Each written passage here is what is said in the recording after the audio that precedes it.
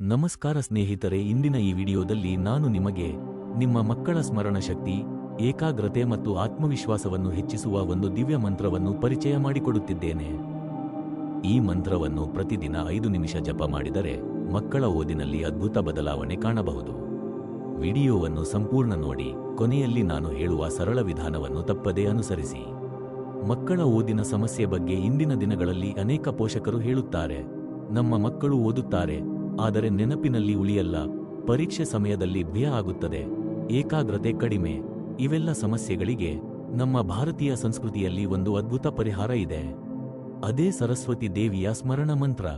ಈ ಮಂತ್ರವು ವಿದ್ಯೆಯ ದೇವಿ ಸರಸ್ವತಿ ಮಾತೆಯ ಆಶೀರ್ವಾದ ಪಡೆಯಲು ಬಳಸಲಾಗುತ್ತದೆ.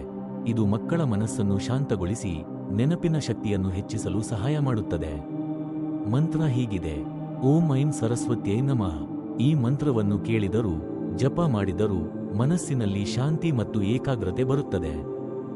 ಈಗ ನಾನು ನಿಮಗೆ ಜಪ ಮಾಡುವ ತುಂಬಾ ಸರಳ ವಿಧಾನ ಹೇಳುತ್ತೇನೆ. ನೀವು ಮನೆಯಲ್ಲೇ ಇದನ್ನು ಮಾಡಬಹುದು.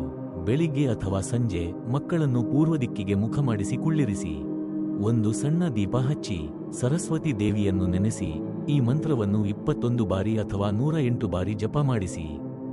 ದಿನಕ್ಕೆ ಕೇವಲ 5 ನಿಮಿಷ ಸಾಕು. ನಿರಂತರವಾಗಿ ಈ ಮಂತ್ರವನ್ನು ಜಪ ಮಾಡಿದರೆ ಮಕ್ಕಳಲ್ಲಿ ನೆನಪಿನ ಶಕ್ತಿ ಹೆಚ್ಚಾಗುತ್ತದೆ, ಓದಿನಲ್ಲಿ ಆಸಕ್ತಿ ಬರುತ್ತದೆ, ಭಯ ಕಡಿಮೆಯಾಗುತ್ತದೆ, ಮಾತನಾಡುವ ಧೈರ್ಯ ಮತ್ತು ಆತ್ಮವಿಶ್ವಾಸ ಬೆಳೆಯುತ್ತದೆ. ಇದು ಕೇವಲ ಮಂತ್ರವಲ್ಲ, ಇದು ಮಕ್ಕಳ ಭವಿಷ್ಯಕ್ಕೆ ಒಂದು ದಿವ್ಯ ಆಶೀರ್ವಾದ. ಈ ವಿಡಿಯೋ ನಿಮಗೆ ಉಪಯೋಗವಾಗಿದ್ದರೆ ದಯವಿಟ್ಟು ಲೈಕ್ ಮಾಡಿ, ನಿಮ್ಮ ಸ್ನೇಹಿತರಿಗೂ ಮತ್ತು ಪೋಷಕರಿಗೂ ಶೇರ್ ಮಾಡಿ. ಇಂತಹ ಭಕ್ತಿ ಮತ್ತು ಉಪಯುಕ್ತ ವಿಷಯಗಳಿಗಾಗಿ ನಮ್ಮ ಚಾನೆಲ್ಗೆ ಸಬ್ಸ್ಕ್ರೈಬ್ ಮಾಡಿ. ಧನ್ಯವಾದಗಳು.